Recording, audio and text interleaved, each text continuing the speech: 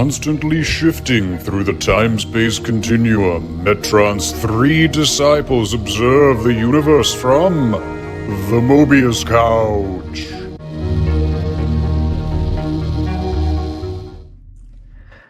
Through the fish-eyed lens of tear-strained eyes, I can barely define the shape of this moment in time.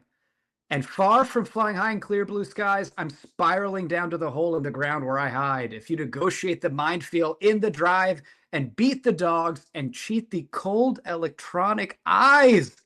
And if you make it past the shotguns in the hall, dial the combination, open the priest hole, and if I'm in, I'll tell you what's behind the Mobius Couch, a time-space interdimensional vehicle from which your three hosts oversee the world of comics about awkward, unrequited teenage love. Ladies and gentlemen, that of course, our today's lyrical intro is of course "The Final Cut" by Pink Floyd. A classic track off of one of their albums. I was like, this is going for a while. What's going on here? I didn't recognize classic track from one of their albums about something. And it's related to today's episode because we are talking about Charles Burns' 2023, 24 release of the 23 anthologized release of Final Cut. We've done it. I was ready for it that time, and it worked. We've done it. Al, after all this time. We nailed it. Episode 800. We got the transition. Yeah. Right. So before we get into Final Cut, your three hosts of the Mobius Couch, sharing the Mobius Couch. Of course, I'm Alessandro, and joining me are Patrick. Hello, Alessandro. How's it going? Good to see you. Yeah, it's going terribly, actually. It's been a pretty rough week. What do you mean? It's not great. It's been a rough week, both personally and nationally. It's been a rough week. If those Dems would just leave Elon alone, everything would be great. But otherwise, yeah. Well, also the problem is I own 2 Tesla trucks, and both were recalled. Yeah, he lost $128 billion this month. So, do you have any idea what that feels like? No, you don't, because no one's ever in the history of anything lost that much money in a fucking month, and no one should have that much money to lose to begin with. But anyways, everything's going well. Yeah, and we're joined by Joe. Oh, hey, Al. How many Tesla products have you had to return? 0. I don't own any. That's too bad. Yeah. So, Final Cut is an indie graphic novel by Charles Burns. Charles Burns got his start in the 80s writing for Raw magazine. I don't know if you're aware of Raw magazine, but it was a comic zine, kind of less genre defined than heavy metal. Yeah. But still, a lot of European artists got their start there. Charles Burns, Seattle's own, Seattle's son. I was going to say, is he European? He's from Seattle. He's also, right now, 69 years old. Whoa, nice. Nice. You know what that means? He's about to be 70. Yeah. And Charles Burns also, I want to say, is a Eisner Award-winning... Is it for Black Hole? Cartoonist for Black Hole. Yeah, I thought it was Harvey. I was going to say Harvey. Sorry, I got it wrong. It's the Harvey Award. I got it wrong. I'm sorry. That's all right. The only thing I know him from is Black Hole. I've never read Black Hole. I just know it because it was popular enough to kind of hit my radar, and I went, interesting. And everything. and then that was it. Everything I read online is that Final Cut is sort of a more straightforward and accessible Black Hole. Mm-hmm. Now, people do, of course, like Black Hole more because that's more true to the vision and artistic style. Mm-hmm. But this is apparently sort of a more straightforward, interesting story. Well, than Black Hole. Straightforward, I suppose. You know what? Wasn't really any twists or turns. That I probably wouldn't like Black Hole. All right, but let's talk about Final Cut. So Final Cut is so first of all, a lot of our average of 68 weekly listeners on the Mobius Couch will know we typically talk about your DCs, your Marvels. Yeah, typically. Maybe your Image, maybe your Energon universe. We'll touch on that. We've done some indie stuff, haven't we? But we don't typically do sort of adult, mature indie graphic novels. Okay, yeah, that's true. So this is a little bit of a change of pace, but bear with us. And so Final Cut, I guess the synopsis is about this group of friends who are trying to shoot a horror movie. And the two main characters are, one of them is Brian, who is this, I don't know how to describe him, but heavily autistic. I don't know how else to describe him. Is he though? I don't know. Maybe let me rephrase that. Artistic. Brian, who is artistic, and Laurie, who has red hair. Yeah. That's basically what I got out of her character. Laurie and Tina and some of the other people are all really Jimmy's friend and Jimmy's friends, and Jimmy is really Brian's only friend. And then like they kind of like Brian just kind of is there. Right, but Brian and Laurie are definitely. I mean, we get their POVs in this, so they are the central characters. Yeah, every issue. I don't know if they're issues because I don't feel like they're full. I mean, I guess you could call it an issue, but I don't think they're fully like a 22-page issue of a comic book. But there are distinct images in the books that are like, this is a cover, and then you move on, kind of thing. And every time it does that, it kind of flips from Laurie to Brian, or Brian to Laurie's perspectives, kind of thing. Right, and it was originally released as sort of this 3-part anthology, and my copy has mine copy has like a big number 2, stuff like that to separate them. But so it's basically about those two characters and their friend group, and it's sort of about them filming this homemade horror movie, and that's kind of the general plot. It's also set, like it's 1970, right? It's like in the 1970s. It is the past. Some point in the past. Another question. Okay, well, so do we want to do overall? Because I would just want to get into this, but any overall takes or anything, or do we just want to start? Because I have a question to start off. I have just an outright question. Okay. Let's hear the question. Okay. And I don't know if this has anything to do with sort of the millennial lifestyle and the kind of failure at launch of millennial life, and how like at 42 we're still trying to figure things out and how things were in the past. I thought these were all like late 20s adults. And I have read reviews on Goodreads. These are teenagers. Yeah, I couldn't figure it out. These are all teenaged people. Would you say late 20s, Al? I thought they were early 20s. They are teenagers. I felt like they were like fresh out of high school, maybe, or maybe like one of them goes to art college or something. Yeah, they're all like, maybe it could even be like the summer after high school or something. But yeah, I felt like they were like 18 to 20. Okay, you all are right. Like that is the age span we're talking about. I read this as 28-year-olds, which made this a much different experience than if I'd started off understanding they were 19. Yeah, it's really different. So I'm just going to say that's really going to color how I talk about this and my reactions, because I read all these hundreds of pages front to back thinking these were 30-year-olds. Oh, and they're really like 18 to 20. But maybe they're like 18. Maybe to 20, not as young as 18, but kind of in that range, like 4-year range. Yeah. Patty, what so overall takes? God, I didn't get it. I don't know. I didn't get it. I don't even know what the point of it was. I must be missing some subtext. I didn't get so much that I read about 8 different articles of people who loved it and reviewed it. And I still just that this guy's a master. Charles Burns is like a master at character development and nuance, and I'm like, I guess it's so nuanced. I missed everything because to me it was literally just friends making a movie and getting wasted together, and it gets awkward, and that was it. The main protagonist. I didn't even pick up that he's supposed to be autistic. Is he supposed to be autistic? He's not. I don't know if he's autistic. But I mean, there was like a bit about him being. He seems like he might be lightly on the spectrum, but I don't think he's strictly supposed to be. I think he's supposed to be like neurodivergent in some way. Yeah, and they mention at one point pills, Jimmy like, talks about whether he's on his pills or not. But it could be antidepressants. It could be like bipolar. He could be any number of things. Yeah, he's not. But Patrick, he's not strictly represented as autistic. Like, but even if he was, like, it gave me the impression that he sees Laurie dead people. Oh. No, just like Laurie is like this thing he's obsessed with, and I don't know. It all creeped me out. I couldn't identify with him. Laurie, I understood Laurie. I'm like, girl, get out of there. What are you doing? Yeah, don't go on a date with this guy. What are you doing? Run.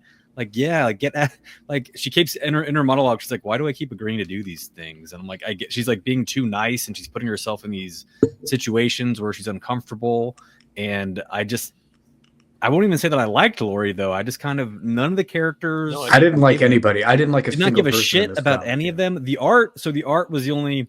I enjoyed the art overall, and then I thought it was really interesting when they would show Brian's drawings, his portraits especially, how they would be more realistic than like actual sketches in a sketchbook. And I thought that could be a weird, like that could almost be a premise for a story where like an artist is actually able to like draw in 4 dimensions or something, and break his brains.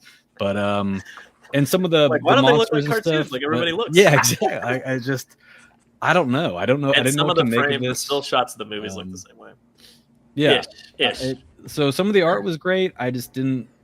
And not to go on a total tangent, but they're kind of like cinema buffs, but also they're really into horror movies.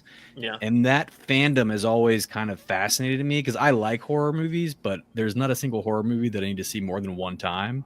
Yeah. So, once you see it, you're like, hey, and I'm done. Yeah. People who like really, they're like, I've seen the Texas Chainsaw Massacre 1,000 times. I'm like, that's crazy to me. Like, what's there that I'm missing? That's like, so that kind of like that aspect. I might watch like, something I think I'm just not years later. I can't do that. Well, okay, I personally can't do that with horror because so much of the enjoyment I get out of that is the emotion of fear and the unknown. And so to rewatch it, you lose that dynamic like completely almost because maybe if it's been 20 years since you saw it or something, but like or if it's something like not strictly, something like, I don't know, 28 Days Later or something that's less strict horror and more just kind of has more world building stuff, I don't know, but something like Poltergeist or speaking of, I can't wait for 28 years later.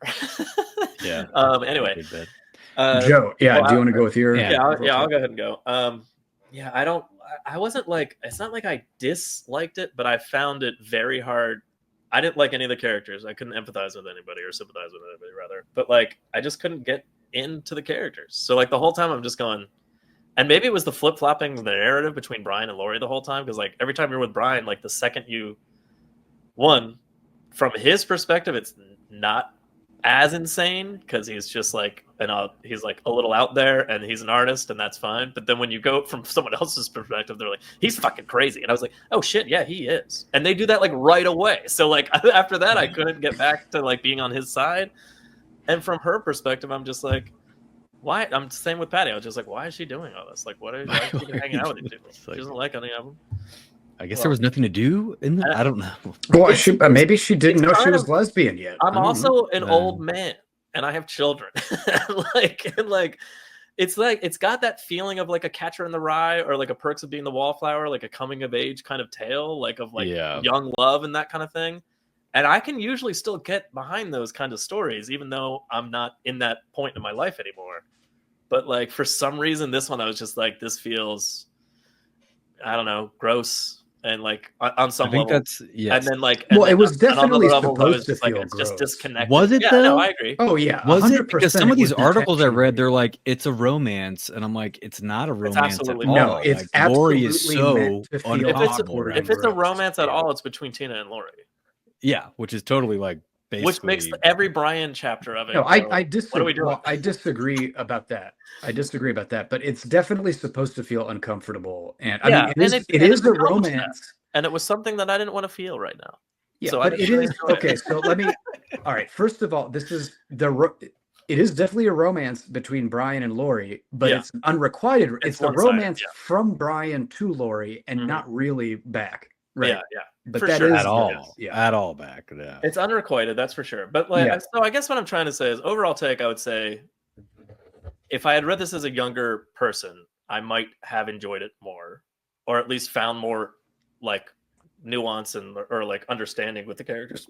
But right now I'm just like, it just didn't do anything for me. Okay. Let me do my quick overall take and then let's go. My overall take, I love the art. I thought this was illustrated impeccably.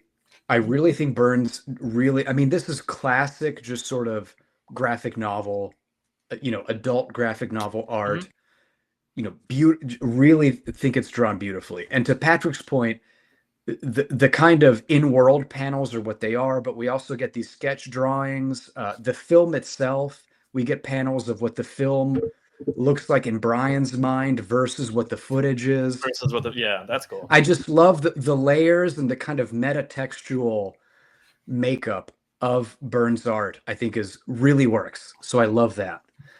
I'm with you on the rest.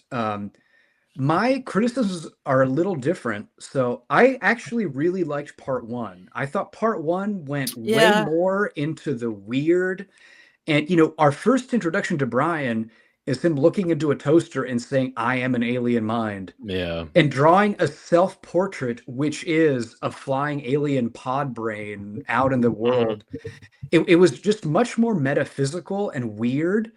And parts 2 and 3 reverted into a much more just strictly literal narrative of what's happening. And that's the part that lost me. I preferred the overly weird and meta. Well, it kind of wraps up with the overly weird and meta, though. It does return at the very end, but the bulk, the first few pages, I would say. Right, but the bulk of parts 2 and 3, just kind of degenerate into just strict, real world narrative, and so that part lost me.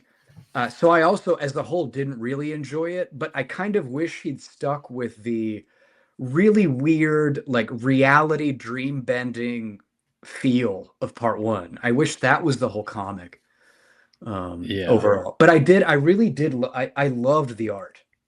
I thought it was just very. I loved the art. I think I tolerated the over cartooniness of the art because it's a very specific style. And obviously it's not like I can't draw better. This is just how I draw. Like that's it's super stylized. Yes. So it's super stylized, and I don't mind it, but it's just not really my jam, I guess. That being said, he's clearly very good. I mean, I do like the panel breakdown. Like his sequential art style is fantastic, and then like the shot of every time there's a shot of nature, like the rock faces look amazing. Like everything looks so amazing. Like kind of thing. Like the alien creatures are super hyper detailed, and like everything looks cool. Like the sketch pages look really good. I love the homages to the old movies that they would watch. Well, I loved how he drew. Yeah, I like how he drew the movies, how he would draw the movie scenes, but in a super crisp kind of black and white version of it. Yeah, I liked that. Yeah, I did like the art generally. Yeah. All right, well, let's talk about how you. Like, I think he just should have stuck with Brian's narrative the whole time. I don't know. Like there should have been more to develop with him for us to understand him as a character. I think. It also would have made it would have made it more devastating when she's not reciprocating at the end too, because every time you hear from her perspective, she's like, "This guy's so fucking weird. I don't want him near me." But then like she'll inexplicably do weird shit like hold his hand and stuff, and I'm like, "Wait, what?" So then I'm like, are you an unreliable narrator? Like, do you like, or are you, I don't know. Like, yeah, well, I think the comic generally is because again, mentioning with the beginning is I'm an alien mind and he's an alien flying free. I think from the get-go, we are sort of shown that what the panel shows may or may not be real, or to what degree it's real and in anyone's mind, or how it's perceived or what it means. It's very loose, right? Yeah. Even panels like you mentioned of Laurie holding Brian's hand. I think it's important to see which POV is that in and who's interpreting it. Even if, like, let's say it is Brian's point of view that she's holding his hand, is he interpreting that in a more meaningful way than Laurie's point of view, which might just be like this autistic kid is like freaking out. Let me calm him and hold his hand. Yeah. Right. That kind of thing. We aren't. I think you have to be careful and sort of contextualize all of these cues. And maybe that's something like maybe there is nuance to it. And there was a lot of nuance. I just feel like it kind of fell flat for me. So I don't know. Look, I didn't like it either. I'm not saying you're wrong. I didn't like it either. But yeah. All right, let's get into let's talk about part 1. Yeah, let's talk about part 1. We don't have to go issue by issue or super sequentially, but let's keep it to sort of part 1, and then we can go to part 2. Well, so after their first interaction with him drawing in the toaster, it kind of opens with like there's some sort of party, and Jimmy is putting on like an old movie that they made as kids, and it looks like it's a house party. And Al, to your point, there's a dude with a full-on fucking mustache behind. Yeah, who Jimmy. the fuck is that guy? And I'm like, is that Jimmy's dad? Are they all hanging out drinking beers and shit in front of his parents? I think that's just a guy who's supposed to be there. Again, maybe in the 70s, 20-year-olds had mustaches like that. I don't know. I don't know.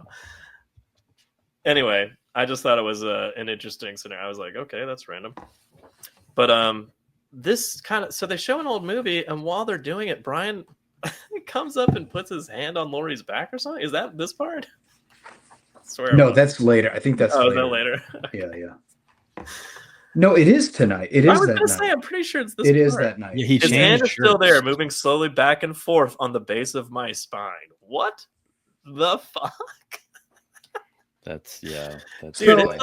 I would be super creeped out if someone just like walked up behind me in the dark while they're watching some old movie and they're like, "Hello." So yes, okay. So first off, Brian is a super creepy character.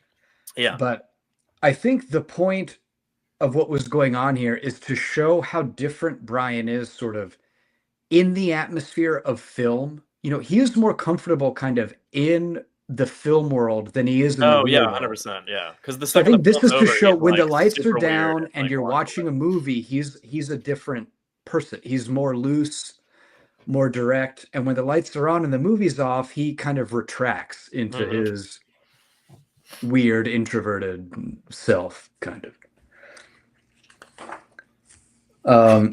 But I do, to an art note, I do like, just to go back a minute, I did like that intro to the comic we get as a whole of Brian drawing this self-portrait, which is, and again, if you're on the podcast, you can't see this, but it's this sort of alien brain tentacle thing. And he is literally saying, like, I am this, right? And this is before we're introduced to more context, like this idea that Brian is a horror film auteur, wannabe horror film auteur. Not only that, but like, he clearly identifies as an outsider. Like, he doesn't get along with people. He doesn't know how to talk to people. He's awkward. That's what makes it so strange when he just walks right up to her in the dark and puts his hand on her back and starts talking to her like, you got to pay attention. This is the best part. And you're like, what the fuck? Who is this guy? Right, but I do like, from Burns' angle, it's an interesting way, you know, before giving us more context into what this person is like, we're just introduced to this weird, hyper artistic, I am my creation. I am the alien I'm drawing. You know, I am living in this world of this film I want to make. And that's the first panel. Like, we are first introduced to Brian that way, not as a human being. Yeah. Living a normal life, but as a creative vector for his horror film vision. And I thought that was pretty. I like that. So Laurie quickly becomes his obsession and his muse, and he's centering the entire movie that he's currently got going in his brain around her as the main character. Yes. Or she's really signed on for it, I think, right? Or is that one of the first things she said? She's like, "Oh, you're involved in the movie we're about to all make," or whatever. Doesn't she say that? Or maybe I think she starts off with sort of Jimmy already said. Yeah, Jimmy said you're the guy that we're making a movie with, or whatever. Yeah. I did like she asked him what the movie's about, and Brian says the movie's about my head. It's about all the fucked up shit going on inside my head. And so, like, I thought that was a good line, and you're kind of looking forward to see what the movie's about. And then it's kind of this invasion of the body snatchers. Well, hey, but I think but Patrick, I think metatextually, isn't that what art? Isn't all film the fucked up shit going on inside of the writer's head? Like, that is what fiction is, right? Yeah, but I mean, they watched Invasion of the Body Snatchers, and then it seemed like it was a Pat. The dude's 18. He's 18, Pat. He's doing his best. He's 18. He's 29. Okay. Well, he's not doing it. He's 37. Have you seen that guy with the mustache at the party? I get your point, Pat, that, like, it does end up just being a copy of Invasion of the Body Snatchers, but it is like the first act is by far the best out of it just goes nowhere. And I did like, so in this party, this beginning party we're at, that Jimmy's putting on all these old movies. I did like all these homages to, we see like Godzilla monsters and mutant freak, like all these old 50s sort of Universal Studios horror clips going on. Yeah. I thought that was kind of cool. Did either aesthetically. of y'all do any kind of research into what these movies were all about and how they might? No, I didn't like this comic. I didn't want to put any time into it. But there might be. Let's talk about their little. I love how sometimes we fall upon a comic and we're like, well, we already read it. We're all going to talk about it, even though we all pretty much know we didn't like it. Like, I knew you guys didn't like it as I was reading it. I was like, there's no way this is going to. We're all going to come back to this podcast and be like, never mind. Anyway, Jimmy calls for life to come on, and that's when Brian becomes super crazy and like just go. And she describes it as Brian jerks his hand away and steps back. There's a cold, distant look in his eyes. And she's like, are you okay? And he goes, the movie's about my head. It's about all the fucked up shit in my head. And you're like, oh, okay. I see. And then he literally just turns away from her and doesn't respond.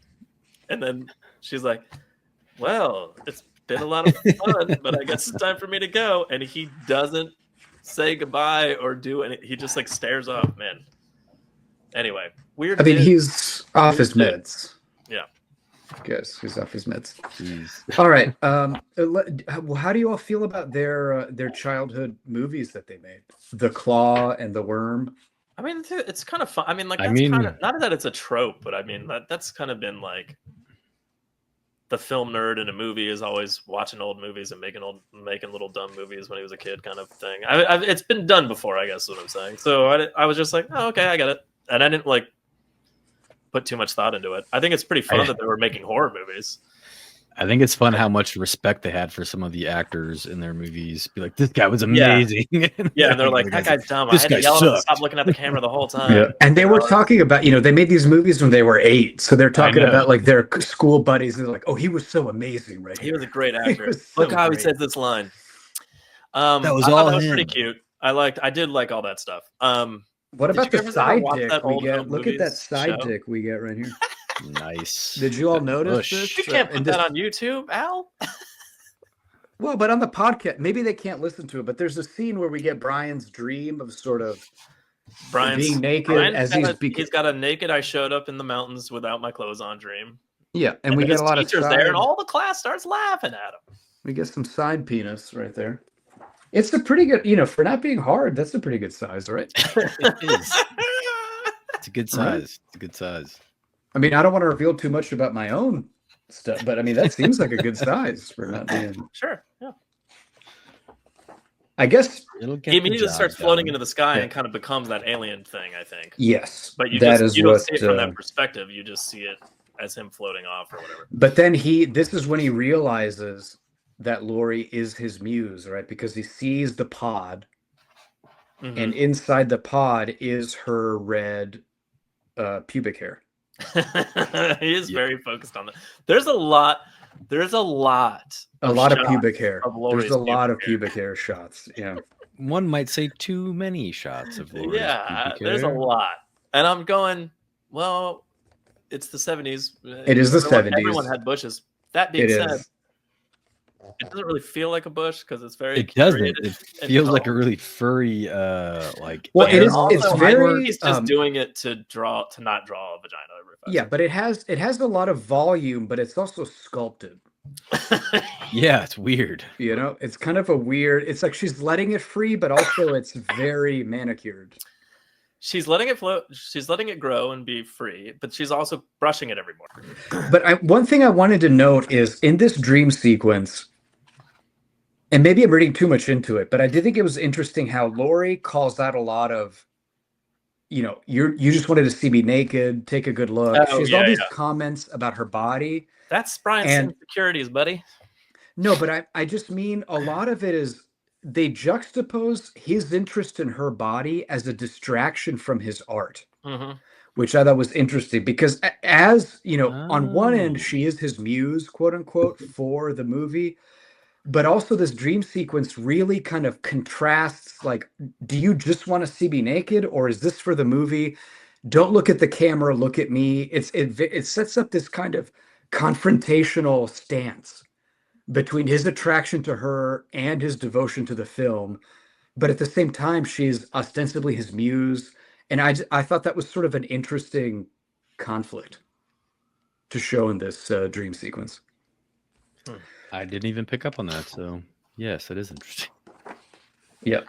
And then the next part, we're still in part 1, but the next part is from Laurie's point of view of sort of this awkward date that they're doing. Really awkward.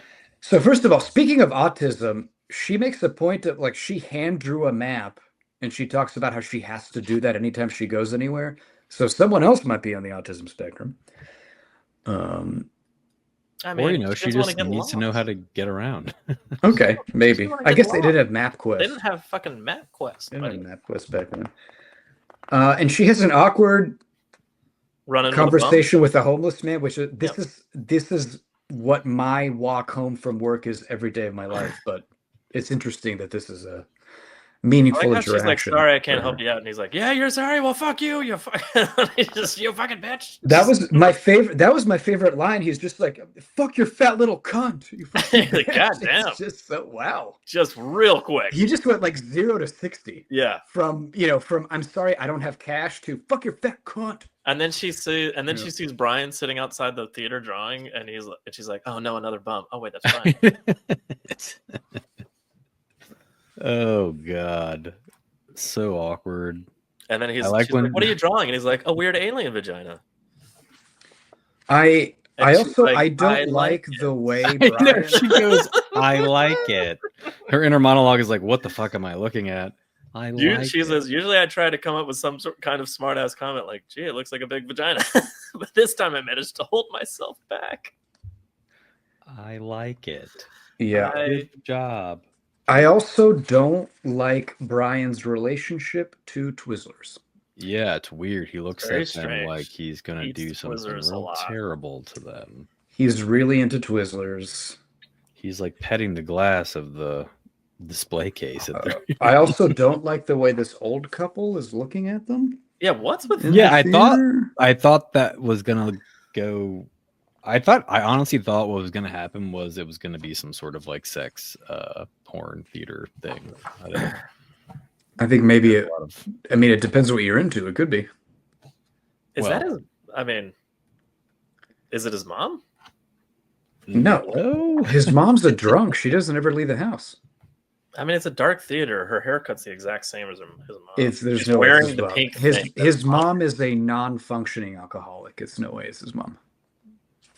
Okay, that's in part 2. I'm just saying she seems to be on and off the wagon.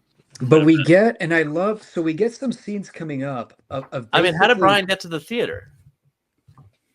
His mommy drove him. He Ubered, and she's sitting in the theater a few rows ahead with a weird, creepy new boyfriend that doesn't like Brian, and he's glaring at him. Okay, well, I didn't catch that at all. Maybe this is a dimension to this that I didn't catch at all. But yeah, I don't think that. I was just wondering if you thought that. All right. I don't actually think that. I do. So we get basically scene transpositions of Invasion of the Body Snatcher in black and white. And this stuff is really cool. Yeah. I do like this. These scenes are pretty cool. The way he does like shadowing, and I like the art. I mean, they're frames from the movie, basically. But that's what I mean. Yeah, it's great. I think it's really cool. It's like translated into his style, but it still has like, there are some close-ups that get like a little more detailed, I guess. But like, I don't know. I thought it was really cool. And again, we just get really a theme throughout all of this is basically their inability to deeply connect in any meaningful way beyond Brian's sort of just misplaced sexual energy. There's just no way for them to meaningfully connect. There was an instance here where I thought they might have a connection, because even though everything in her brain so far has been like, why am I here, what am I doing, like after the movie they do kind of have fun running away from the bum. She's like, it's one of them, and he's like laughing about it. And I don't know if it's like her going out of her way to make him feel more comfortable because he's awkward now that the movie's over and being weird again, or I don't know. It seemed like after the movie he was finally kind of normal with her and she was enjoying it for at least a minute before everything kind of like maybe. But also, I mean, the bum thing I think was just sort of a circumstantial. I don't know. I just never really got the feeling that from Laurie's end anything really developed in terms of a meaningful connection. Well, it seems like it teased. Like I kind of felt the same way Joe did when they. Like it's this teasing is where they're it up. kind of Like this might have been an awkward beginning to the date, but maybe it's getting a little better. And then they flip through a sketchbook and there's naked drawings of her. And she's like, everything's fine. This is fine. Halted immediately. Oops. Also, it looks like it's after movie and it's nighttime, and they're pounding down like large cups of coffee. Yeah, they're not going to sleep tonight. I mean, didn't he get her espresso? She's definitely not going to sleep. Yeah. She goes, wait, is this supposed to be me? And he goes, what are you talking about? Am I in trouble? I like how I like how when she says, is this supposed to be me? Because it looks like me. And she says, the red pubic hair. So I guess she does have red pubic hair. Yeah, in real life. He dreamed it real. He incepted it. I mean, there is a drawing of him with a much more extensively large dong. Wait, what? There's a drawing of him floating in the air naked, and his dick's a lot bigger.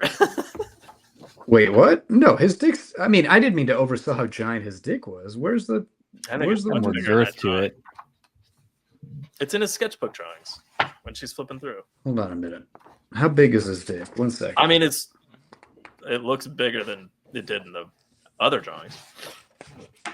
Where's this drawing in a sketchbook? Page number. Look at that. I don't have page numbers. I see it. It is proportionally larger. Thank you. All right, I'm not crazy. I see it. Yeah, it looks like just a large sack. Yeah, there's no real definition. It just looks big. Yeah. Okay, move on. Let's do part 2. So part 1 ends with their awkward coffee date. Let's just go to part 2. Sure. Where's the Mobius couch? Oh, sorry. Segue. There we go. Let's talk about part 2. He's asking for it now. He's gagging for it. No. Not about gagging for it. I've come around. Now I need it. You're dying for it? Now I need it. Only took 38 episodes. So Yeah. now it starts with. The friends come over uninvited. He's reviewing footage that he's done with Laurie. Well, Laurie was invited, but she brought Tina and Jimmy with her, and that pisses Brian off. Right, which I think again shows to that what we mentioned earlier of this inability, or I guess let me say, just how this is a one-way attraction. Even when Laurie's invited alone, she brings friends with her to go to Brian, because I think we're just at no point is Laurie really reciprocating. The last time she was with him alone, he showed her a sketchbook that had naked drawings of her in it. Yeah, probably. And then filled her full of coffee at 10 p.m. Yeah. And that's probably not. Anyway, his mom's sleeping and it's awkward, and they're like, let's show this movie, and they laugh too loud, and then So I do one thing I wanted to bring up is, so this comic has a lot of obviously literal references to old horror movie because it has scenes, but also kind of softer references, and the sort of crazy mother character is, I mean, Psycho's different because it was actually Norman Bates pretending to be the mom, but I mean, it's kind of an old-timey horror trope, right? The overbearing crazy mother and the subservient child who rebels by being a psycho murderer or whatever. Not that Brian's a psycho murderer, but I mean, that's I think Burns is playing with sort of horror tropes. We don't know where all the other stars of this movie are. Well, again, I just kind of like, I think they just should have stuck with Brian's POV, because the mom is clearly an alcoholic and it's clearly a stressful situation for Brian, but you don't really get a sense of like how bad is she and how codependent is she on him? Like, where's his dad? Like, what? Codependent? Like he's clearly. Well, she's not dependent because she doesn't eat his sandwiches or tomato soup. But he makes prepares, and then so she's not dependent at all because she's not eating the sandwiches. And he goes, "I need to find her. I need to find where she's hiding the vodka again." And like, it's just like this. Let me show you this again, podcasters, listeners. You won't see it, but YouTube. Her diet is cigarettes. She doesn't touch her sandwich. She doesn't touch her tomato, but that ashtray is full of grilled cheese sandwiches and tomato soup. I'm in. Her diet. Also, can you survive on? Is that even nutritionally enough? What is Brian poisoning his own mother by feeding her trash? Yeah, he's pouring the vodka Nonsense. into the soup. And stuffing her full of Fight it. Lark brand cigarettes. Lark. If it's a cigarette, it's gotta be a Lark. What? I don't know. I'm just that's Anyway, they make too much noise. The mom is like, "I'm a crazy drunk person." Laurie, your hair. The is mom's beautiful also red. the mom's also obsessed with Laurie. It's very strange. She goes, "What a lovely girl! I've never seen such beautiful red hair. Just looking at you, I'd give anything to have beautiful curly hair like yours. It's so lovely." I just You know how love beautiful you how are? You're gonna break so many hearts. Like, holy shit! She does. I love how their friend Tina kind of laughs at the Yeah. mom's comments. You go, "What are you looking at? What are you laughing How at? dare you make fun of me?" And the mom snaps. Yeah. Again, these are all whatever, 18 to 20. The mother just snaps at this poor 19, 20-year-old. How dare you? Dare you? How dare you laugh at me? I don't think I've So ever Brian said that has in a my shitty home life. situation. I get that. But Laurie, Yeah, brought up but then twin it's hard to flames. empathize with him because in the next scene, Laurie will be like, "He's such a fucking weirdo, man. He did this weird thing to me. He did that weird thing." I don't know. No, he's not crazy though, because like this note, like she's like, "Brian, I'm so sorry about everything. I want to make it up to you. Call me. Love, Laurie." Yeah, she said left him love Twizzlers. Laurie, which But love it's the 70s. It's I just know. how you Okay, end I a brought you letter. some is Twizzlers, say but I love. forgot to give them to you. Like that's like I don't. Yeah, but that like when you're like a kid, like that means that's a it's lot. that weird fine line with like Laurie just seems like somebody who doesn't like to deal with conflict, and she likes to she doesn't want to be a bitch. She's a to people anybody. pleaser. She's a people pleaser. But she's People pleasing. She's not. I don't think she's really understanding maybe how he's interpreting something that she feels like might be just a kind thing to do. Yeah. Patrick, welcome to being straight and 19, dude. This was all my fucking life was trying to connect with women who didn't care about me. That's all I've done for 39 years. It's just part of life, man. So he continues to review the footage, and then he's just like, "Can we talk about this little old-timey movie editing? It looks like a Scientology Thetan level measure." It does. Do you think he's going clear? Yeah. Do you think he's going clear? I mean, I don't even want to don't even get me started on all those SPs. Yeah. You know what I mean? His SP levels. I would totally fall for the Scientology thing if I took one of those tests and they're like, "You have off the charts Thetan abilities." Like, what? Superpowers? So I think this next beat is where we really get into like the meat of the story. Yeah, I do like this cover. Laurie I like and him this, going two different directions, and him going like, "But Laurie, I love you," you know, kind of thing. And you're like, "Oh shit, dude, that's not where this is going." I like the cover of the kind of like sensualized Laurie from behind in front of the valley. Wilderness. Well, yeah, because issue, but the scene before that ends with him like continuing to review the footage, and he runs out of. They got all the shots he needed, so he just had extra film on the roll. So he just started filming her, and then he's like, "Oh God, you're beautiful," you know, like kind of thing. And I'm like, "God damn, dude." Also, God, just look at you. Real quick, of their childhood movies, did you prefer The Claw or The Worm Invasion? I prefer The Claw because the actor in The Claw was just the actor in The Claw nailed it. Yeah, he nailed that whole it. The way licking, he licked the ketchup. Oh my I love God. the licking the How he claw. licked the I love ketchup, the lipstick slice lines on the guy's face. They didn't even tell him to do that. That he improv that. He like improv genius. I also like how even though they were in elementary school, they still had to have a nude shower scene. Wait, when did Freddy because Krueger come out? Because they called it Terry Krueger as the Claw. I think So that is was this the supposed to kid's be the name. 80s? But either way, it's a reference to Freddy. I mean, I think it doesn't matter within the world. I don't think it matters as much as it's obviously a reference to Freddy Krueger. But I do like how these children. It still makes sense in the 80s. Don't get me wrong. I'm not like nothing that wouldn't change anything drastically if this was the 80s versus the 70s. But and I do like that the children still have shower scenes because it's just the horror genre is so infused with this sort of voyeur slashing women, sort of sexualized, misplaced sexual energy into murderous energy atmosphere. It's all over horror, and I like that. These poor kids just copy it because they're children. Poor kids. And that's what they saw. So they go to this, I guess, house, cabin?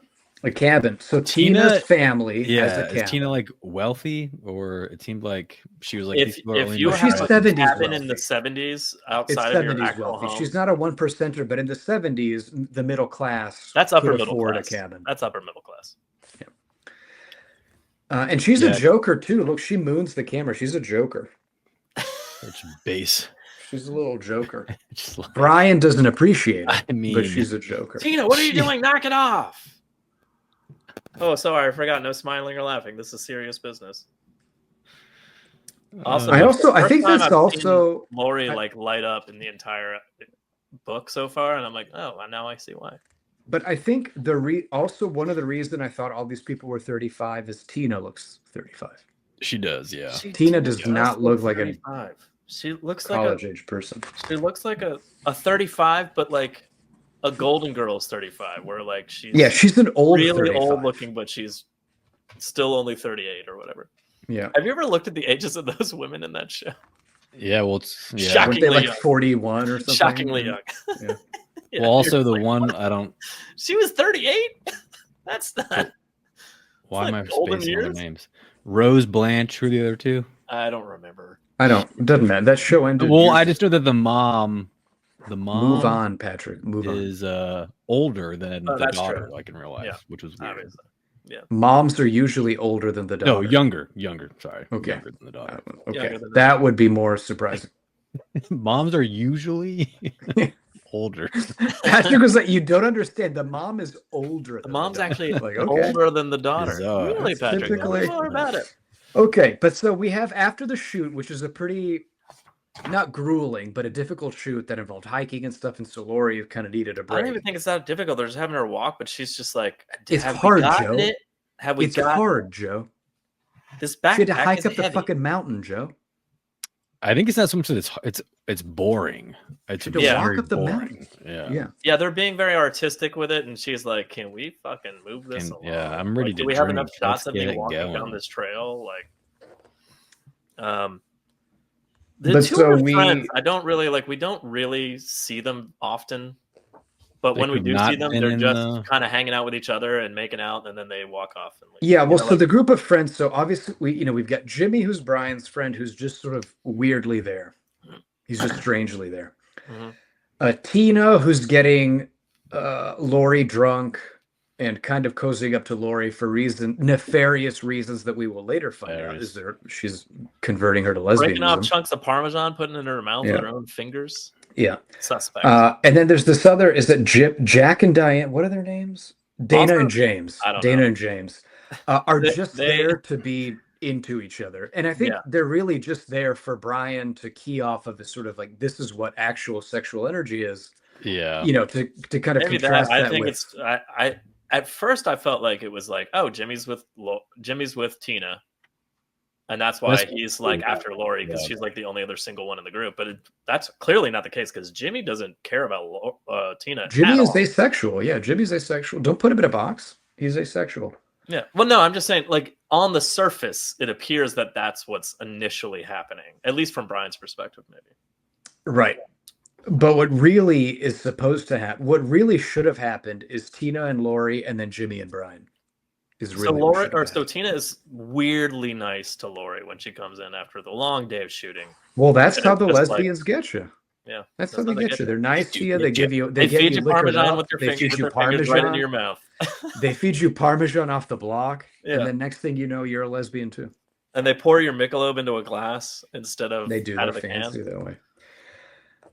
They also, so tell me if I'm crazy. This panel here of the red wine with the two candles, is that like tits and her red bush? What? I did not see Maybe? Call me crazy. Call me crazy. For some reason, when I saw that, my mind just went to the candles being boobs and nipples and the red wine being her red bush, but maybe I'm reading too much into it. I mean, sure. All right. Okay. Tina lets herself go a little bit. Yeah. Tina gets a little drunk from making dinner. Tina makes them all dinner, and it's her cabin. Yeah. She gets so drunk that she throws up and the throw up is so pungent that Laurie almost starts throwing up when she walks into the bathroom. I mean, that's a lot of people do that though. Like that's normal. Really? That's every. I mean, I don't. Your but, puke like, smells that bad that it, puke like. smells pretty Patrick, bad. have you puke roses, buddy? Yeah, Patrick. I guess maybe I'm just saying a lot of toilet. people get sick, like physically ill, when they're like cleaning up vomit. Well, she wasn't even cleaning it up. It was just the smell of it. She said was almost enough to make her throw up. I think I it can was see because the it was visual of it. boxing the bathroom with her vomit, and I think that's why she was like she walked in, and I think it hit her in the face. You know. And then she grabs Brian's sketchbook and kind of she doesn't really say anything that bad, but she sort of rides Brian a bit and makes things awkward. Well, so she's sitting next to Jimmy, and then Brian is sitting next to Laurie, and he's drawing a picture of her. That again is really detailed and cool. That the juxtaposition of that artistically is really fun. But I think the point is, Tina felt a little threatened and was like, "Fuck you, Brian. I'm drunk." You know, and I'm just gonna say mean shit. That's basically what I took from that. And then Brian goes outside and sleeps outside in a sleeping bag like a weirdo. Well, the sleeping bag is cool like his transition. body Like snatcher pod. artistic teenager. But the sleeping bag is his body snatcher pod from which he will emerge. Body snatch. And we get more views of kind of what he, you know, throughout all of these sort of, I don't know if they're dream or just vision sequences, but we get these kind of visions of what he wants the film to be or what it should look like. Right. And then part of the dream then becomes, well, so it ends with the pod opens and he's not a human, he's an alien thing, and he flies up into the sky. Right. And his dream vision ends with, again, this sort of his visions of Laurie are becoming more and more overtly sexual, like as his desire crystallizes, the more time he spends with her. And so this ends with kind of Laurie in the Tina butt out pose in a very sort of suggestive come get it thing. Because again, his just attraction and sort of unrequited desire of Laurie is just kind of deepening. And he's, again, it's all red. It's just all red hair everywhere. Her red hair. I know that he's like a alien monster in this dream sequence, so maybe he's speaking from the POV of like an alien monster, but he's following Laurie and she's running away from him. And he says, where does she think she's going? Doesn't she know I can follow her anywhere? There's no place to hide, no place she'll ever be safe. And it's like, yeah. Okay. There are lines in this Ryan? in his brain where I'm like, what the fuck? What are you gonna do to her? What are you doing? Nowhere she'll be safe unless she's with me. Yeah. Yeah, I just had a hard time. Honestly, really... Patrick, at this point in the book, I was, because it's based on like horror films and stuff, I was kind of half expecting this book to end with like him killing somebody or killing. Yeah, that's what I thought. I was just like, this is gonna end with like him snapping and like killing someone. He'll just be sitting on a couch with 3 dead bodies that are his friends watching a movie and like, don't you love it? And eating a Twizzler. I was like, this is totally gonna end fucked up. And then it didn't. So I was like, oh, okay. Yeah, well, maybe that's the sequel. But so right, and so after this, Laurie then finds Tina, and I like how Laurie cleans up Tina's vomit and immediately pisses into that toilet. Yeah, I was like, girl, what the fuck? It's fuck? like panel to panel. Like it's also filthy as she's cleaning and then immediately peeing into it. If I had to pee that bad and I walked into that bathroom and it's the only bathroom and that was the situation, I'd be like, I'd close the door. Even as a woman, I would close the door and go outside and pee. Then I would come back in and help the person. But yeah. I'd have to pee first. Like you can't, or I'd pee in the bathtub or something. Do something. Just right. And then sort of to wrap first before you're cleaning up vomit. You're not cleaning up vomit enough to sit on that toilet and not be sitting in vomit. All right. So, but to wrap this section up, so once she cleans Tina up, she's sort of, Laurie's exhausted and over it. So she walks out of the cabin and she finds Brian, who's been sleeping outside in a sleeping bag. And well, also Tina makes her move before that. Oh yeah. Tina does at this point drunkenly reveal, Laurie, I think you're cool. Yeah. I think you're really cool, Laurie. Cool. And when she tries to kiss her on the forehead, she's like, how about we make out for a second? And she was like, you're not going to let this go, are you? She's like, no, I'm not going to let this go. This is Tina who just threw up. I was going to say, okay, yes, thank you. She was in the shower. She probably gargled. right? I don't know. I'd maybe not make out with her either at that point. So again, after that happens, there's a weird scene on the top of the hill where they're like, they kind of connect again. Laurie and Brian kind of connect again, and then it's very disarming. Like I don't understand. Like I'm not saying she's leading him on or anything, but like I understand from his perspective that he's like, I still got a chance. You know what I mean? Like he's like, even though I fucked that last night up, like. Well, it's so creepy because they're connecting and having a good talk about how messy Tina got and etc. And then she's like, I'm really tired. And he's like, well, why don't you take a nap on my sleep? You use my sleeping bag as a pillow. And you get Laurie's internal monologue about how she's drifting off and so peaceful. And then she's hearing this weird clicking sound. And then she opens her eyes and it's Brian with the fucking video camera. Not only that, before she walks up, she's like, Brian, how long has he been up there? Has he been watching me this whole time? And then she's like, I should just go back. Wait, fuck, it's too late. I gotta walk up there. But also I think from her perspective, you're like, she hates this dude. But then when she sits up next to him, she's like, hey, how's it going? Yeah, I'll lay down. Everything's fine. This is nice. Blah, blah. And you're like, I don't understand what's going on in your head versus what you say out loud to this kid. Well, but it's also, I mean, again, I think this goes back to a lot of psychology and misplaced sexual desire and stuff. But I mean, everything I read from Laurie's POV to Brian is if I just see kind of a motherly sort of patient. Yeah, let me look at your sketchbook. Yeah. And like, why don't okay, that's cool, Brian. That's really nice, Brian. And let me not shit on it. It just seems like this sort of parental tolerance, like an almost just parental tolerance and feigned interest into Brian, and not really like a romantic connection from her end. Fair. Right. No, I agree with you. I'm just saying from his perspective, I understand why he's confused. Well, yes. And again, this is, I can't stress enough, this is what being a man is being confused by women's reactions and misinterpreting any level of kindness and tolerance for sexual attraction. This is what it means to be a man. Okay. Part 3. You don't want to unpack that at all? Part 3. Okay.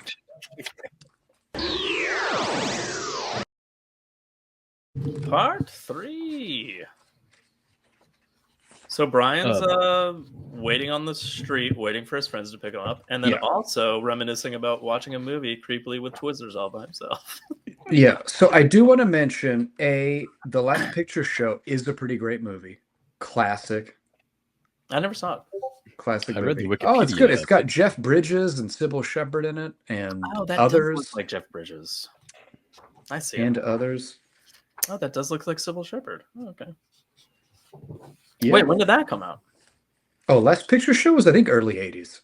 Okay, so this must be maybe late 70s or early 80s then, right? I think this must be like a mid 80s thing then. Let me pause. Because there was like another. What was the other indication that I thought this might be the 80s? I don't. Freddy Krueger. Oh, Krueger, yeah. No, Last Picture Show. Okay, Last Picture Show was 1971. I take that back. Oh shit. No. Okay. So then this is. That's way older than I thought. When is Nightmare on Elm Street?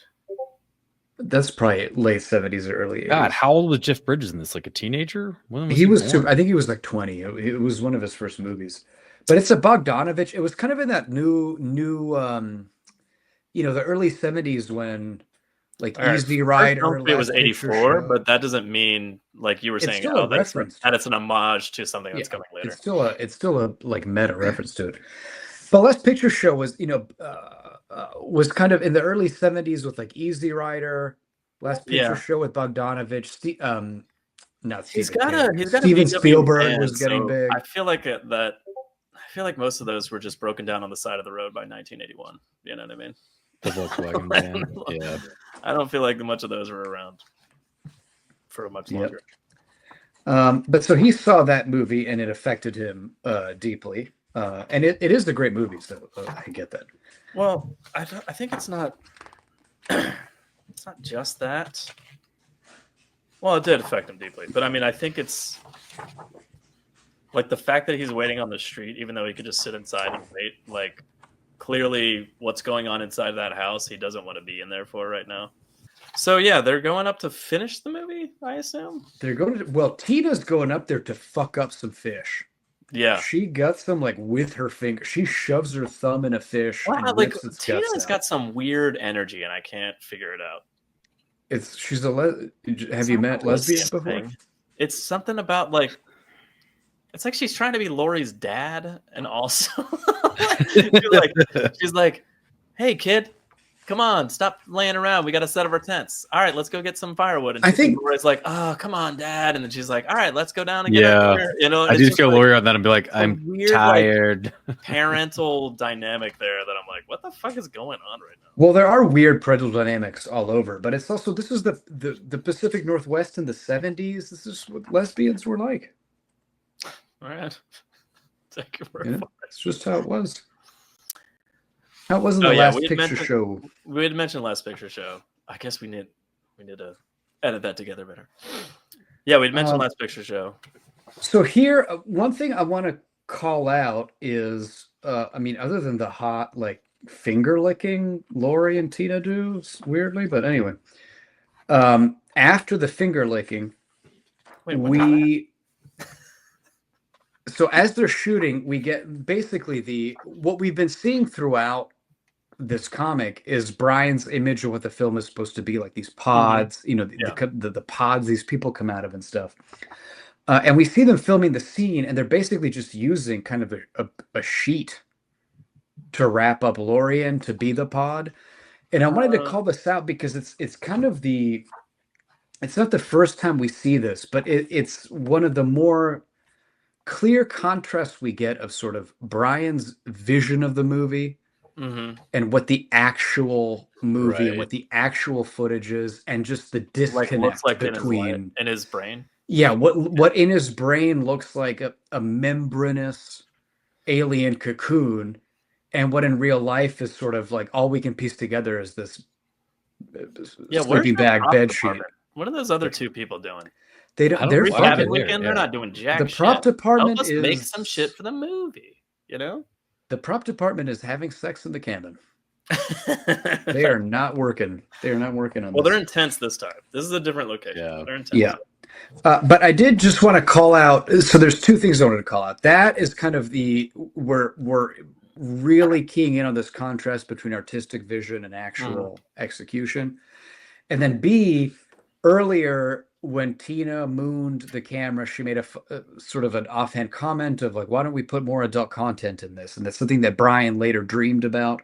Yeah. And now they actually sort of really film it, and they have Laurie in her skivvies in the water, kind of filming more adult content-esque parts of the movie. Where Brian's like, Jimmy starts to film it, and then Brian's like, I got it.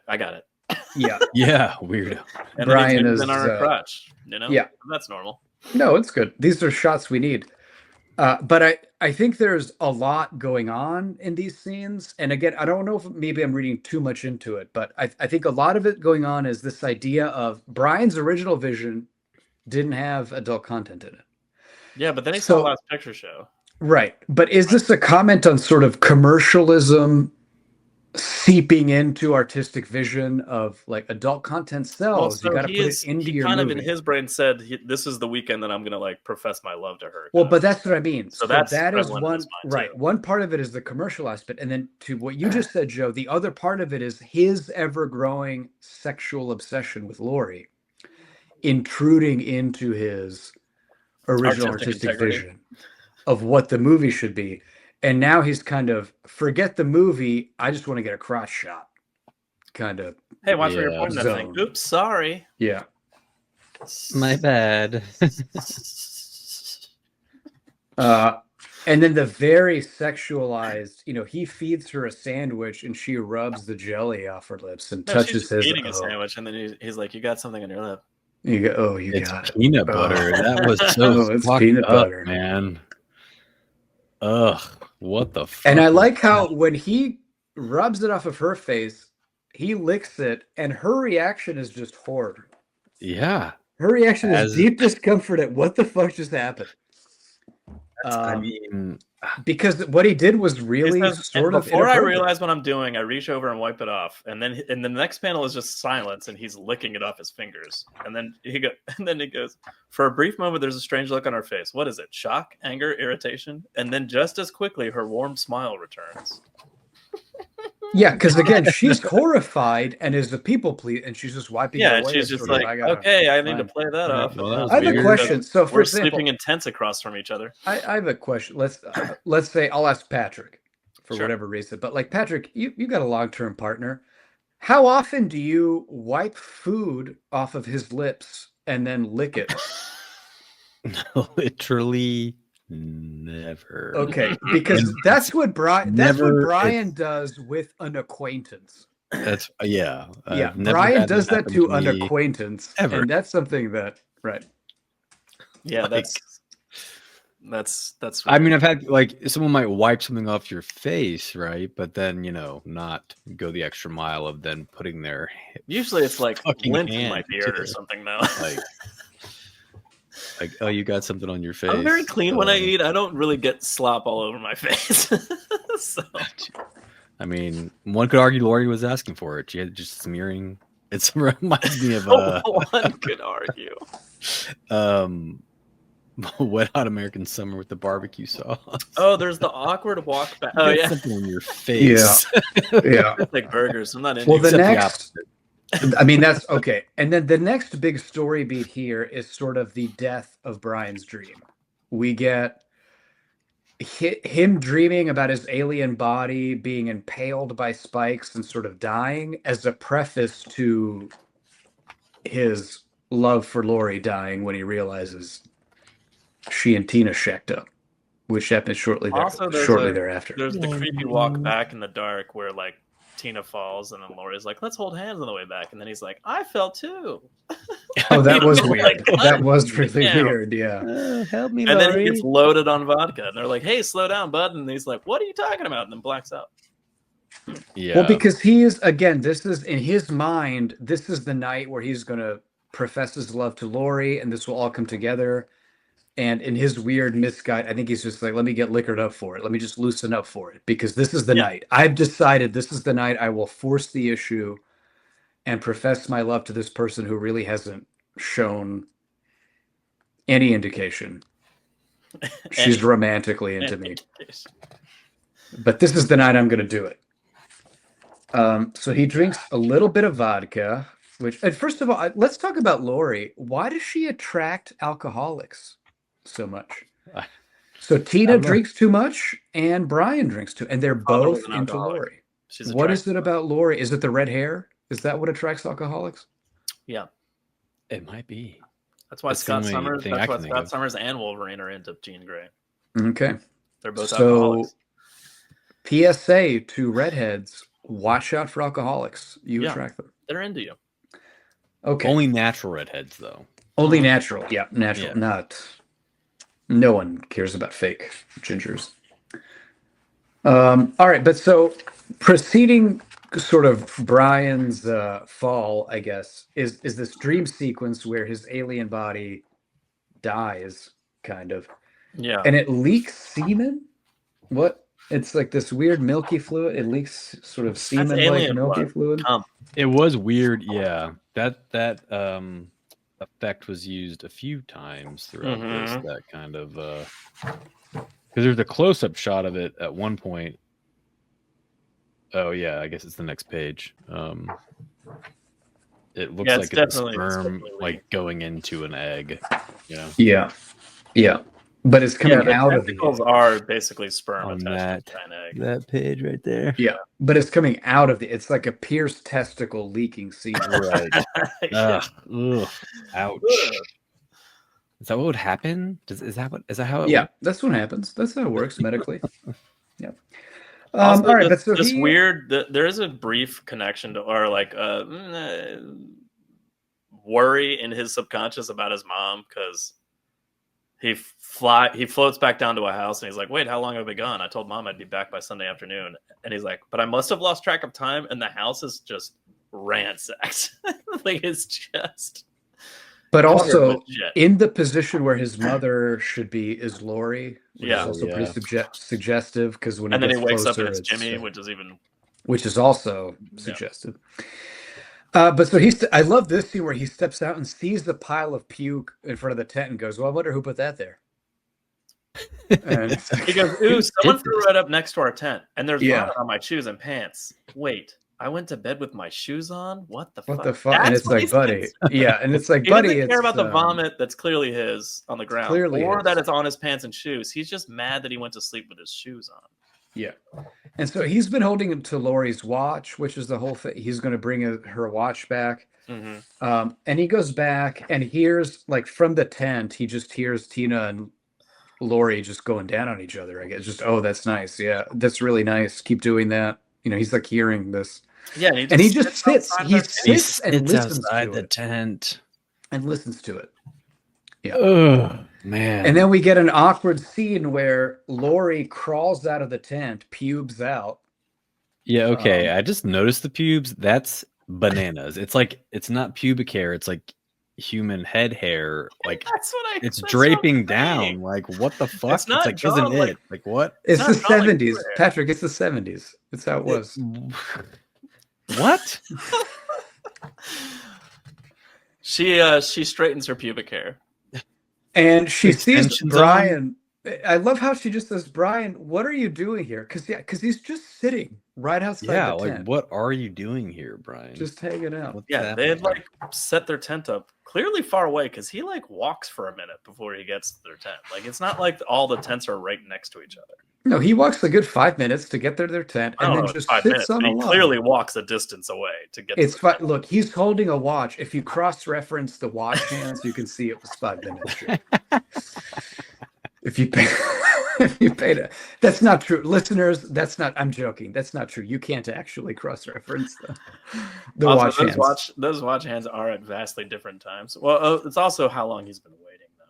Yeah. He also has a quick like pretend reaction of what she'll be like when she says, "Oh, thanks for bringing my watch back," and he goes, "Wait a second, what do I get for it? Can I get a little kiss?"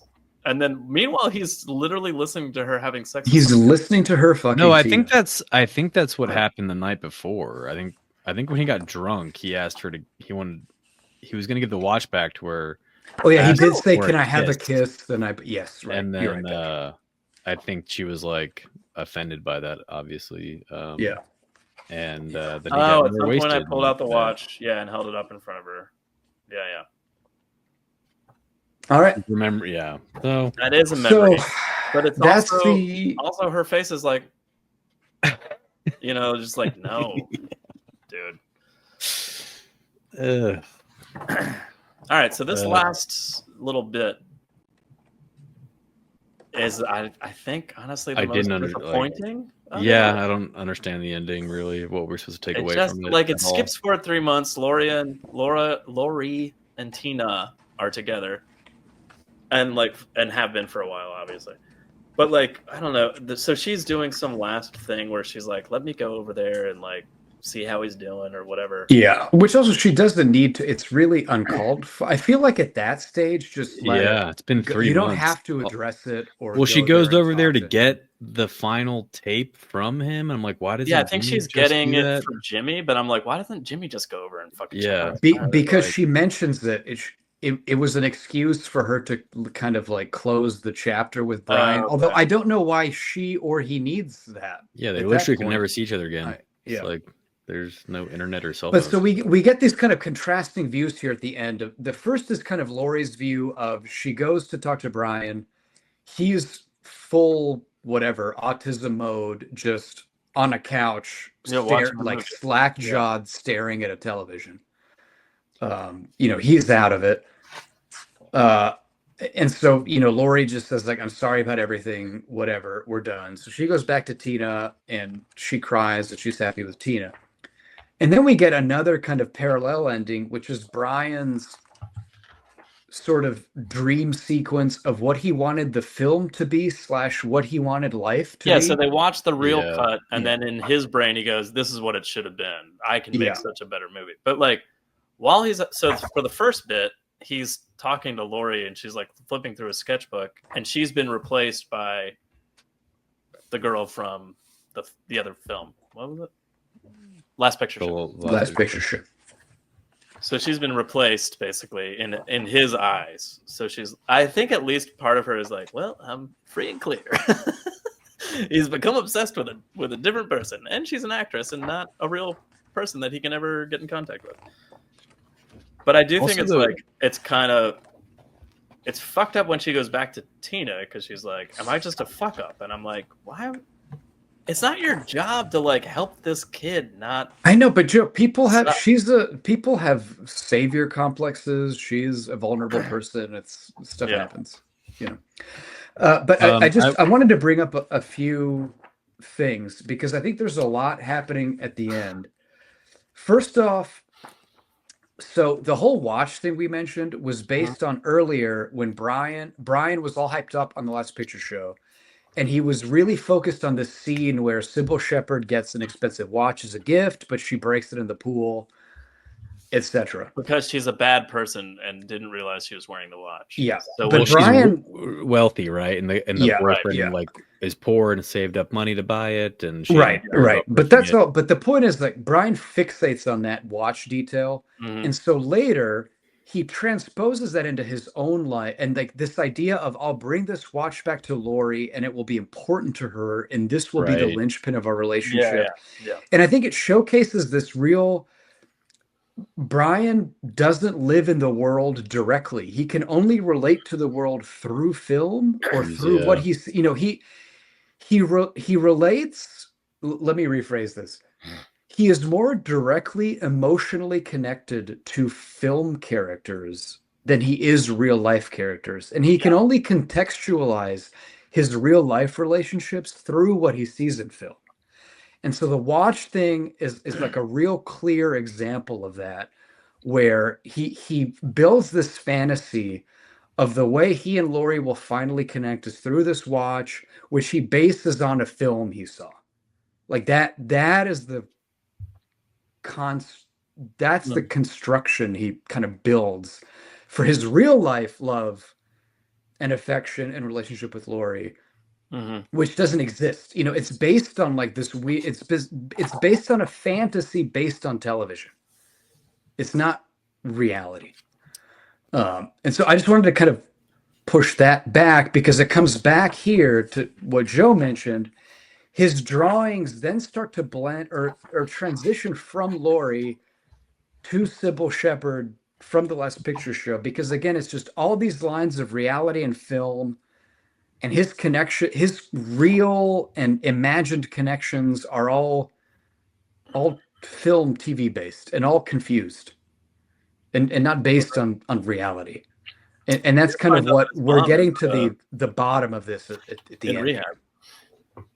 Or an AA, I guess. Yeah. Well, we also get a Vincent Price reference, another horror. You know, Vincent Price was a big horror guy in the time, so we get that reference.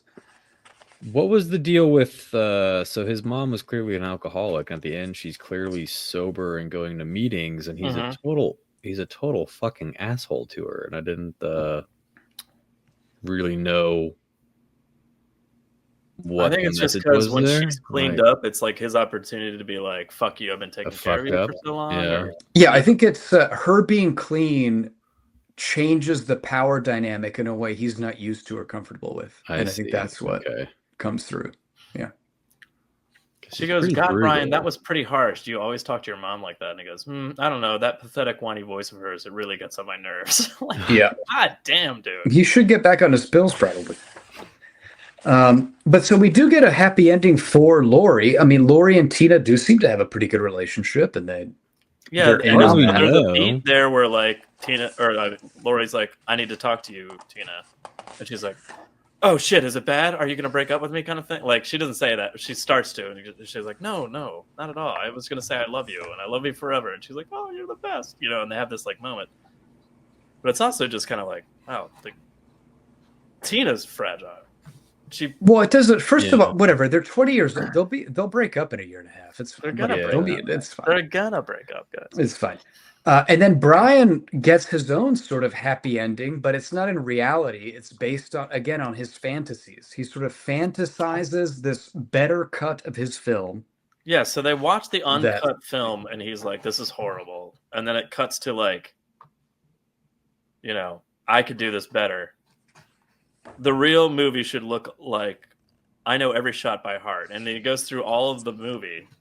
So the last panels are basically like the entire movie playing out. Yeah, and I do, but an art note, I do love the page compositions here. These are all just basically almost, it looks like film still shot negatives almost. It's frames just from a movie, Yeah, just movie frames. Just full pages of movie frames. 3 by 6 grids. I think great. Again, I know we haven't talked about art a lot. The corner, like, I mean, he didn't do the stereotypical trope of having the little holes on the sides. But I just like all of, and I know we haven't, other than the very beginning, we haven't really talked about the art directly a lot. But I do think Burns did a really great job aesthetically and visually with the art, and I do like how he represents the movie as just these. I don't know what the term is, but it's just this like 8mm home video, old timey film of just frame by frame. This is the movie I wanted to make. And I think it's a cool, aesthetically, it sets the tone, sets the time. So what do you think about the very end of it, though? Because it's like, as she gets to the end, he goes, okay, maybe I don't know every shot by heart. There's a door that has to be open, but who's inside? Who's in there waiting for her? Kind of thing. And he's trying to figure it out. And yeah, there's that like, it's all in his brain. And this is one she's like still holding his hand kind of thing. But it kind of transitions to like, I don't know, the Kinks should be playing in Fight Club. And they're looking out the window and all the kind of thing. Yeah, they look back at basically the way his movie ends is aliens invade the Earth. And as they invade the Earth, he and Laurie together look out the window at the invasion. And they're safe because they're safe in the mountains and the aliens will never find them there. The composition was great at the end, as you pointed out. I just couldn't really enjoy it because I was like, I can't believe this is how this is ending. Like, I don't know, really. I was expecting something else to happen towards the end, like some sort of climax. So I think it's one. There's one interesting beat at the end that I really liked, and that's like after he's kissing her and like the aliens are coming and all that stuff's happening. He's like, I want to end with a kiss, one perfect kiss that I can cherish for the rest of my life. And it kind of zooms out and it goes, the end, and it's all black. And he goes, there's the clicking drone of the projector finally stops. And off in the distance, I hear a voice. Is that Jimmy? And he goes, yeah, it's Jimmy. But what is he saying? And he's saying lights. Can somebody get the lights? And if you go back to the scene in the beginning, when Jimmy says that, that's when he becomes awkward again. You know, like when the lights come on. And I was like, interesting. And also because they are, at this point in time, well, also at this point in time, they are watching the movie, so it's just him snapping back to reality. So, turn on the lights. But also, that reality will be the one where he can't be with Laurie, and like nothing's gonna be okay. You know, kind of. I mean, basically, I think Patrick, what you felt. And tell me if I'm wrong, I don't want to assume what you felt, but I think because there are so many horror references in it, right? Yes. I think you felt, this is a horror comic. This is about a disturbed, dangerous individual, and something is going to happen at the end. Like, this is moving towards something dangerous happening. But that isn't the comic. It does have a lot of horror references and weird alien references, but it's just about I don't want to say normal, but it's about an everyday person who is into these things. It's grounded. But this isn't a horror comic. Like, the comic itself, the narrative isn't pushing towards a tragic, horrific end, right? So I think that's the disconnect you were feeling, maybe a little bit. I mean, even the cover of the graphic novel is very much implies horror, murder, the red hair, the menacing forest and everything. I think just at the same time, like, and again, it's grounded in reality. You don't get closure all the time. I thought the final cut was going to be her just slicing all of the throats. That's what they were just, I just didn't feel like it was. I just wasn't interested in any of this. Like I just didn't. Yeah. I didn't.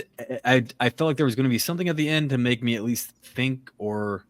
And again, maybe it just went over my head. I don't know. I don't think it did. I mean, I don't talking think it about it, did I think either. you both got most of it. It's just I didn't enjoy it either. I don't think it was that great a comic. I think it was just like an average story about average people. Maybe that's what is the appeal to some people who read it. And it sounds like that's kind of his style a little bit. This sounds like a little bit more grounded in reality than his other. Maybe but Patrick, sorry, I don't know. Can you repeat that? Because like I'm hearing a lot of feedback in my. I'm just hearing a lot of. Does this pass the Bechdel test? The Bechdel test. The Bechdel test. Does this pass the Bechdel test? The answer is probably no. This one does, because I mean, Laurie and Tina talk about. It does. You know, they talk about real stuff. They talk about themselves, Parmesan cheese. They talk about each other. Yeah, they talk about how much Michelob tastes better in a glass. Yeah, they talk about real shit. On that, what they're on that, yeah. So weirdly, this sort of hyper masculine rapey comic is actually passes the Bechdel test. It's really 50-50 though. I mean, like Laurie's 50% of their perspective, you know what I mean? And since she's not into him, also it really opens the door for conversations, you know, with other people. Also, Tina and Laurie are lesbians, and isn't that really a man, basically? I mean, at that point, I guess. At that point, yeah. So, does it really pass the Bechdel test? Cut that. Please cut that. That's not real. We believe in, yeah. Do we believe in DEI initiatives at the Mobius Couch? How do we fit into that? I don't know what that means anymore. I'm kidding, because all three people on the Mobius Couch are white males. So that was a joke about DEI, because clearly we don't do any DEI here, as we are all white men. But we could edit. I believe in it. I've just never benefited from it. We're gonna edit all of this out. But it does pack the Bechdel test. So does it even matter anymore, Al? Does it matter? I guess it does. Does anything matter? I don't know. But Charles Burns, you don't need to do better, because you passed the Bechdel test. Yeah, you passed. Good job. What about? Let's talk about. You do need to be better. We do see some naked men. How do they rank compared to the Snyder Cut Zeus character? How do they rank? You know, on the lower end. I gotta say, Brian, like, not. Oops. Jesus. Not for nothing. I dropped my book.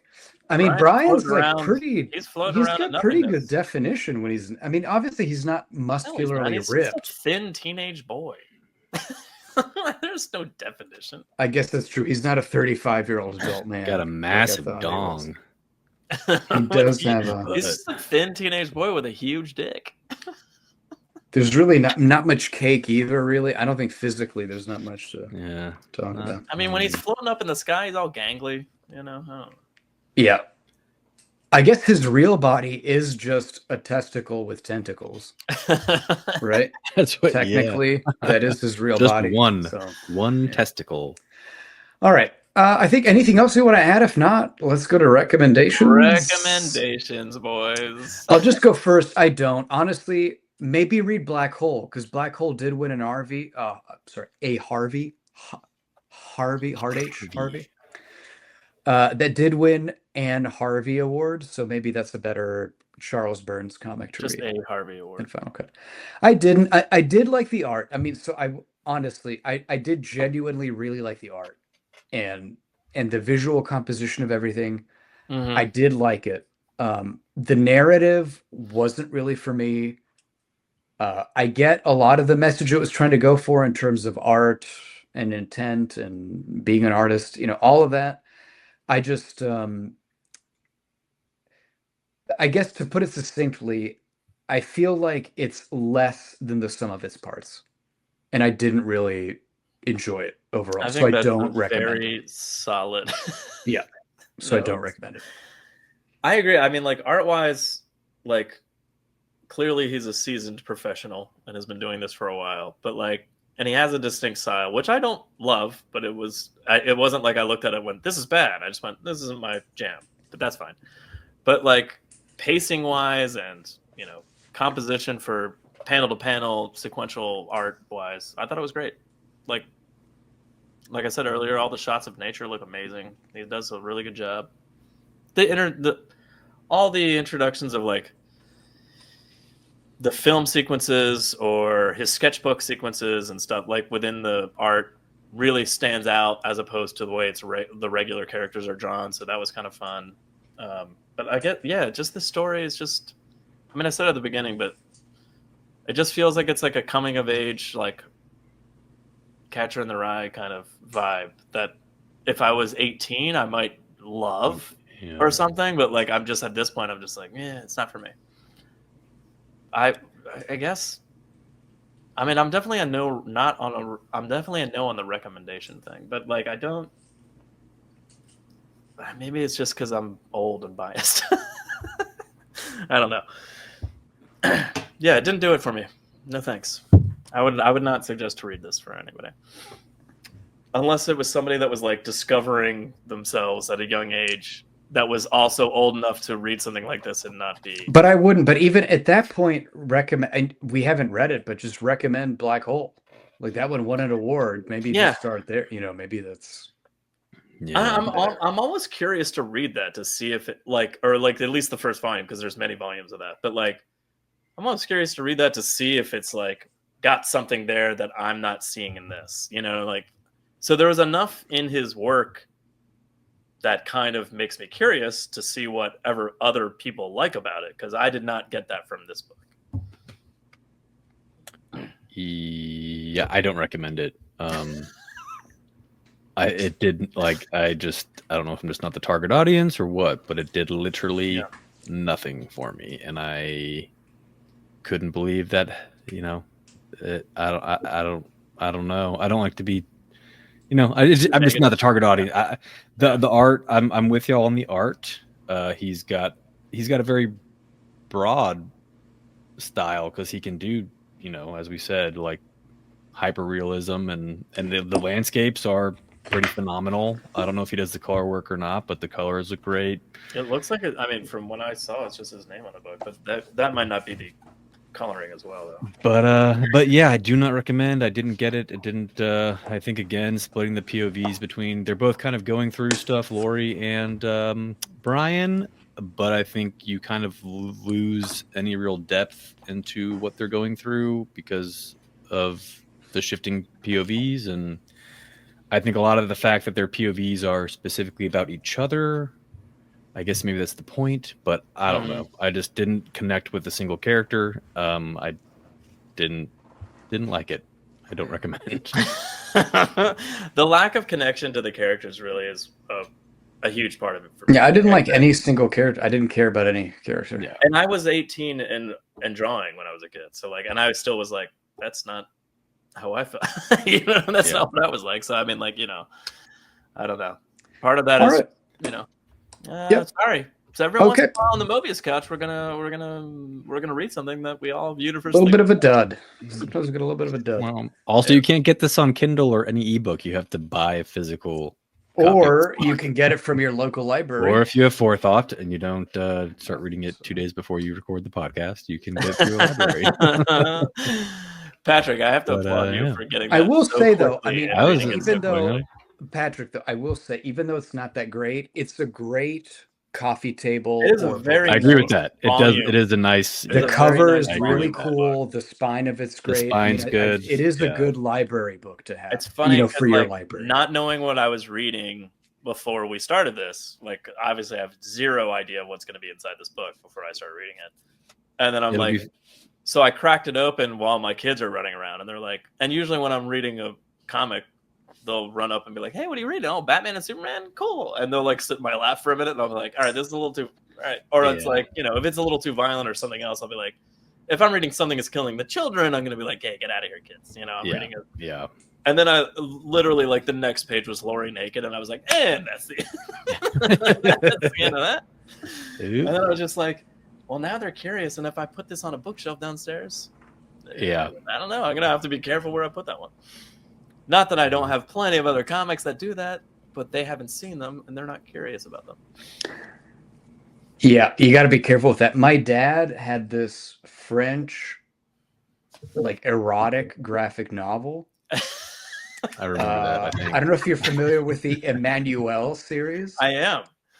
But so he had like a big volume of that, and in my teenage years, I leafed through it. You leafed through that. Times. And now the pages stick together. So, well, I can't comment on that, but I sometimes think books just get old and pages. Sometimes books get old, or sometimes paper an alien ages. membrane gets stabbed and a bunch of semen leaks out. Yeah, I mean, pages just age that way naturally. But I just mean, just be careful with dirty comics and where you store them. Be careful with that. I'm pretty sure I can put this up on a shelf somewhere, and they'll never, like the Red Spine just says Final Cut. They'll never pull this off the shelf. All right, maybe for a future Mobius Couch, we can do one of the Emmanuel. Do it.